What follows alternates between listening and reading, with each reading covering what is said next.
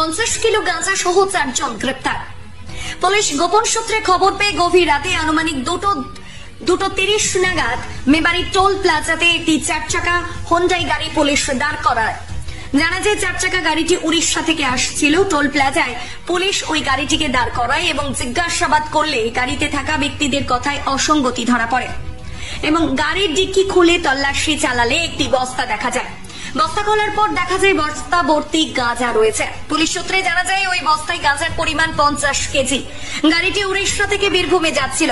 এভাবে দিনের পর দিন গাঁজা পাচার হতো ওই গাড়িতে, এমনটাই জানা যায়। ওই গাড়িতে থাকা এক মহিলা সহ মোট 4 জনকে গ্রেফতার করে মেমারি থানায় নিয়ে আসা হয় এবং আজ বেলায় ধৃতদের সুনির্দিষ্ট ধারায় মামলা রুজু করে বর্তমান আদালতে পাঠিয়েছে মেমারি থানার পুলিশ। পুলিশ সূত্রে জানা যায় ধৃতদের নাম অসীম সরকার, বয়স 35 বছর, বাড়ি কাটাপুকুর, বর্তমান ওম প্রকাশ প্রসাদ 55 বছর, বাড়ি নতুন পুকুর পাড়, রাজেশ কার্তিক 29 বছর, বোলপুর হাট্টালা, বেলা দাস 65 বছর, বোলপুর খাদিপাড়া। ইতিমধ্যেই হোন্ডাই গাড়িটিকে বাজেয়াপ্ত করেছে মেমারি থানার পুলিশ।